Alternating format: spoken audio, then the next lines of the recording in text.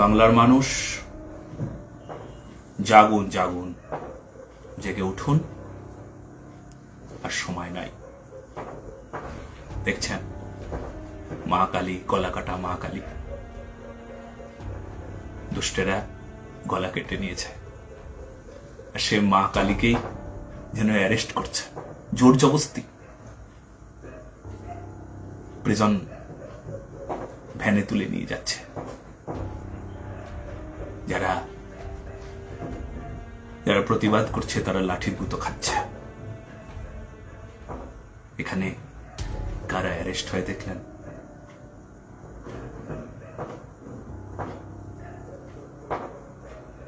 জেগে উঠুন, জেগে উঠুন, জাগুন জাগুন, নয়তো ভাগুন। জাগুন, জেগে উঠুন। ভাগবেন যদি ভাগুন বলছি যে আপনারা ভাগেন, কোথায় ভাগবেন? জায়গা আছে? আর তো জায়গা নাই। একবার তারা খেয়ে এসেছেন, এবার যাবেন কোথায়? এই জন্য তৈরি হন, নিজের মাটিটা শক্ত করে ধরুন। আর মাটি ধরতে শক্ত করে তখনই পারবেন যখন ধর্মটাকে শক্ত করে ধরবেন। শুধু একটা দুটো জায়গায় নয়। সারা রাত কালী পুজো হয়। এক সময় আমরা সারা রাত কালী পুজোতে আমরা সারা রাত বাজি পটকা ফোটাতাম, আনন্দ উৎসবে মেতে থাকতাম। কোচবিহারে ছোট ছোট বাচ্চারা মায়েরা মিলে রাত্রি 12টা 12:30টার দিকে আতশবাজি আদি ফোটাচ্ছিল। পুলিশ এসে এমন মারধর শুরু করলো। এটা পশ্চিমবঙ্গের ঘটনা, বাংলার ঘটনা। বাংলায় এমন ঘটনা হয়, এমন ঘটনা হচ্ছে। এই ঘটনাকে সামনে রেখে আপনার অনুভব হচ্ছে না যে যারা এমনভাবে অত্যাচার করছেন, যারা অত্যাচারিত হচ্ছেন তারা মনে রাখবেন কিনা? আর যারা অত্যাচার করছেন তারা তো থাকবেন। একসময় তো বদলায়, সবকিছুই বদলে যায়। ভগবান রামচন্দ্র 14 বৎসর বনবাসে ছিলেন, বনবাস থেকে কিন্তু আবার ঘরে ফিরেছিলেন। এই কথাটা মনে রাখবেন। আবার ফেরার সময় এসেছে। সব বদলায়, চিরদিন কাহারও সমান নাহি যায়। আপনারা দেখুন কারা প্রতিবাদ করলো, কারা প্রতিবাদ করছে। এই সমস্ত ঘটনাকে কেন্দ্র করে কারা প্রতিবাদ করছে? যে ক্লাবগুলো পুজো করে তারা প্রতিবাদ করতে পারে, তাদের প্রতিবাদের ভাষা আছে। তারা তো বিক্রি হয়ে গিয়েছে, তারা তো প্রতিবাদ করতে পারবে না। এই জন্য আমি প্রথমে বলেছিলাম বিক্রি হয়ে যেও না, টাকার জন্য নিজেকে শেষ করে দিও না। যারা বিক্রি হয়ে গেল তারা কি করে প্রতিবাদ করবে? কি করে প্রতিবাদের মিছিল বার করবে? কি করে তারা বলবে আমরা প্রতিবাদ জানাচ্ছি, আমাদের সনাতন ধর্মের উপর এই অত্যাচার আমরা প্রতিবাদ জানাচ্ছি, প্রতিবাদ জানাচ্ছি? কোথায় তারা বেরোতে পারবে? নুন খেয়েছে। আরে নুন যাদের খেলো তারা কারা? হিন্দু বিরোধী, সনাতন বিরোধী। তাদের নুন খেয়েছে, তাদেরই গুণ গাইতে হবে, মির্জাফর হয়ে যেতে হবে, তাই না?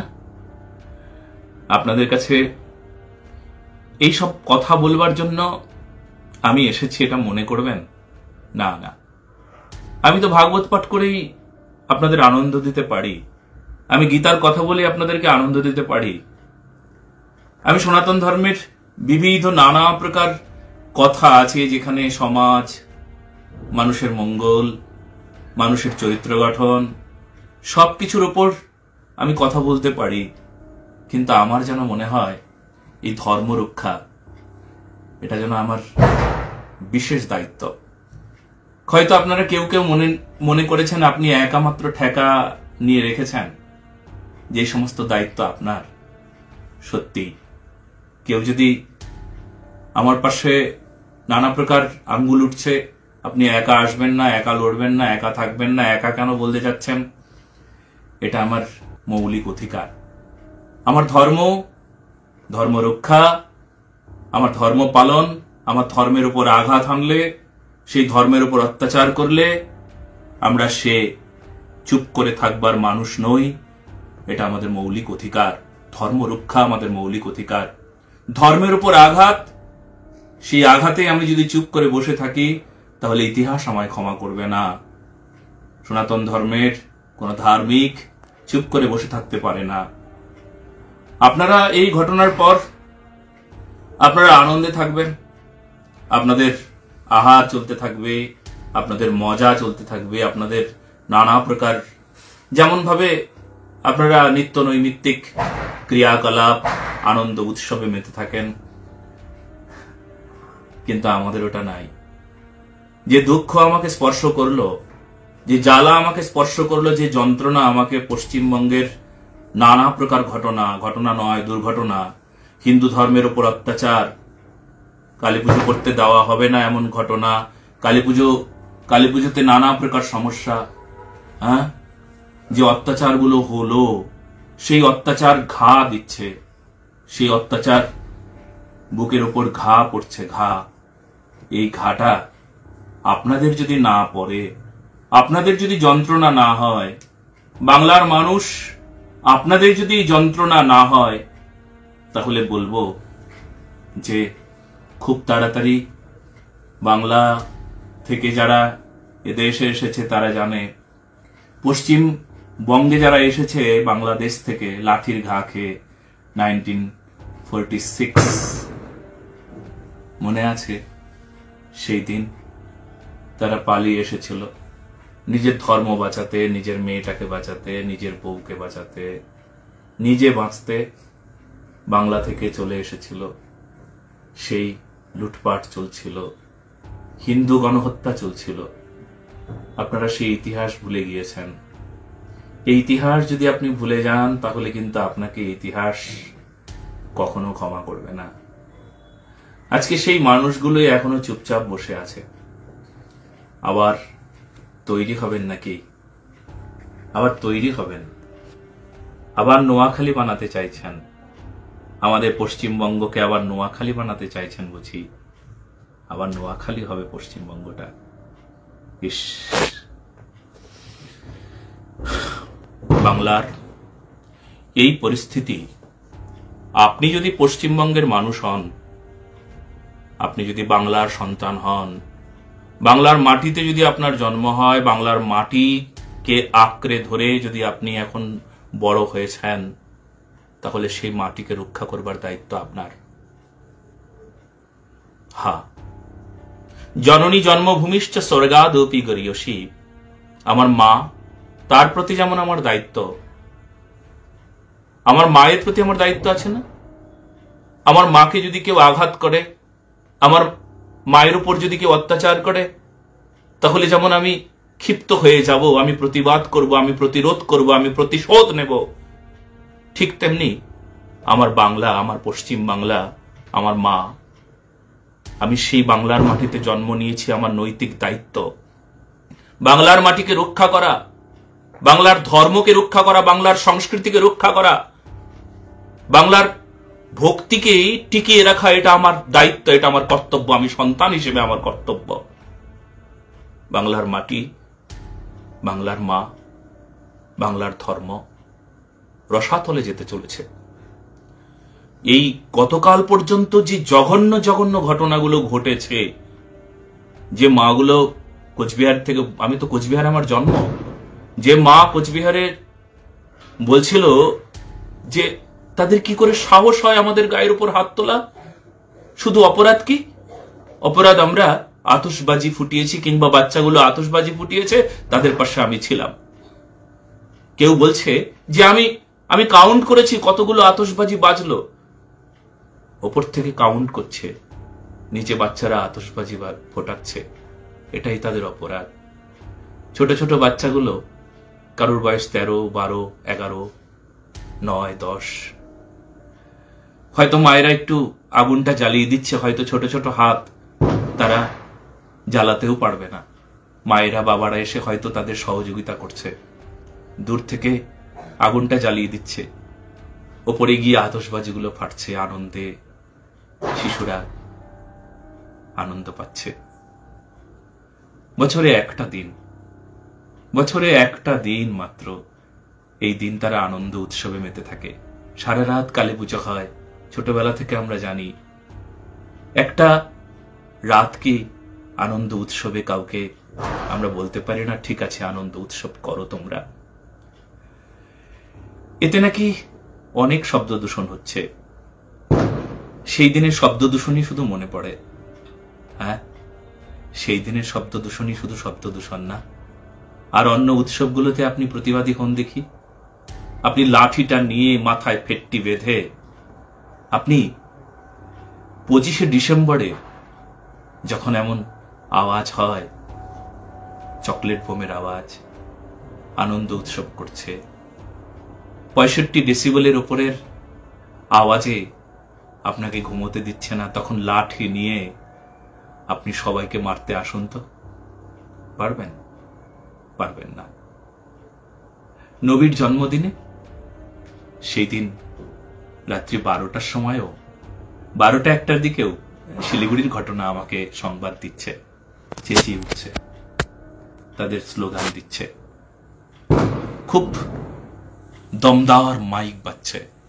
আপনি লাঠি নিয়ে মারতে শুরু করুন তো পারবেন? পারবেন না। আপনার ওটা রাইট নাই, কেননা আপনি তো বাধা, আপনি তো কারুর দাস। বদলাবে, সময় আসবে, তখন আপনি কোথায় যাবেন?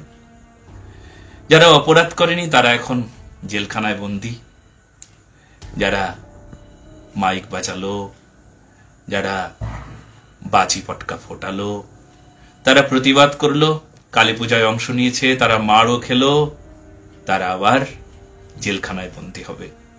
বাহ বাহ পশ্চিমবঙ্গ, বাহ পশ্চিমবঙ্গের পুলিশ, বাহ পশ্চিমবঙ্গের মানুষের মানবিকতা। ধিক ধিক ধিক। এ লজ্জা, আমার লজ্জা। পশ্চিমবঙ্গের মানুষ আমি, আমার লজ্জা, এ আমার যন্ত্রণা।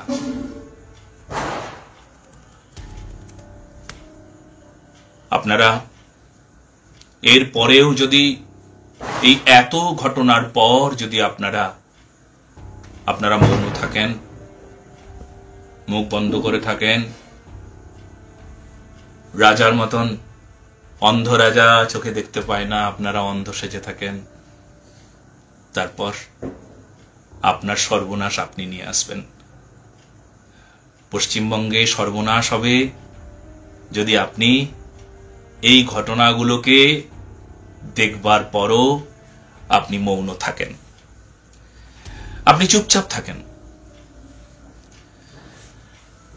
এই কথাগুলো বলবার জন্য হয়তো আমার ওপর অনেকে আঙ্গুল তুলবে, অনেকে বলবে আপনার বলবার কি দরকার, অনেকে বলবে আপনি ভয় ডর পান না নাকি?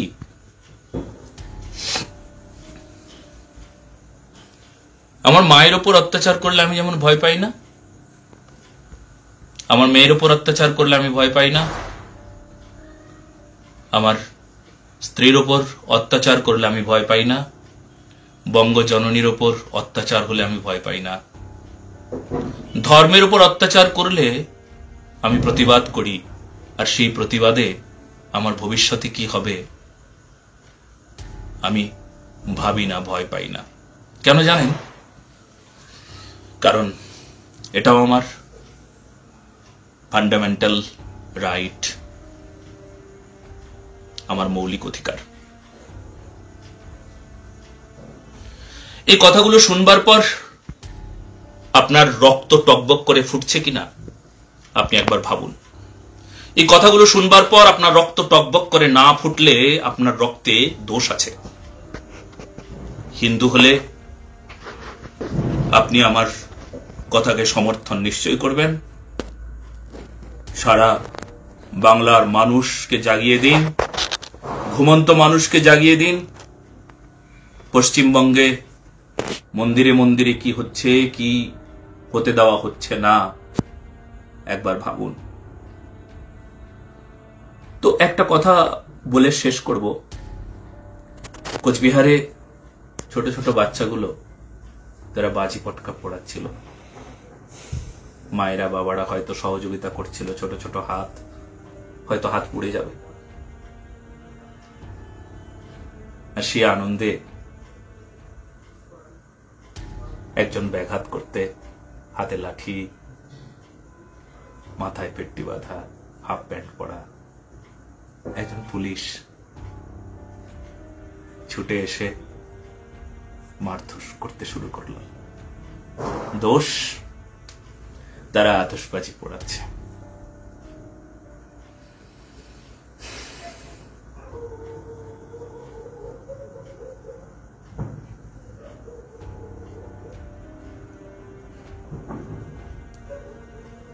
আমরা কি বলবো বলুন? আপনি কিছু বললে আপনার নামে কেস দেবে, আর আমার নামে কেস দিলে, তারপর অ্যারেস্ট করলে, আরে শুধু পশ্চিমবঙ্গের নয়, সারা ভারতবর্ষের সাধু সন্ত ক্ষিপ্ত হয়ে যাবে। খেলা সামলাবে কে? এই জন্য আমার খুব একটা ভয়ও নাই। ভয় একটাই, বাংলা শেষ হতে চলেছে। আমার ভয় নাই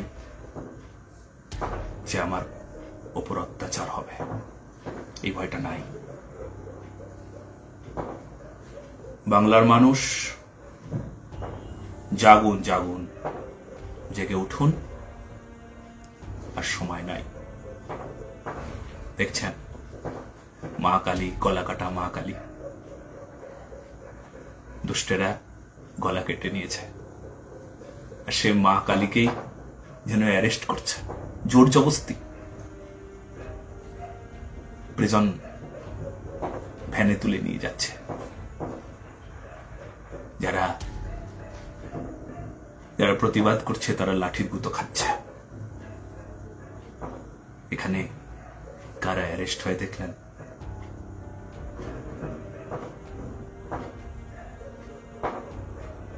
জেগে উঠুন, জেগে উঠুন, জাগুন, জাগুন, নয়তো ভাগুন। জাগুন, জেগে উঠুন। ভাগবেন যদি ভাগুন বলছি, যে আপনারা ভাগেন, কোথায় ভাগবেন? জায়গা আছে? আর তো জায়গা নাই। একবার তারা খেয়ে এসেছেন, এবার যাবেন কোথায়? এই জন্য তৈরি হন, নিজের মাটিটা শক্ত করে ধরুন। আর মাটি ধরতে শক্ত করে তখনই পারবেন যখন ধর্মটাকে শক্ত করে ধরবেন। হা।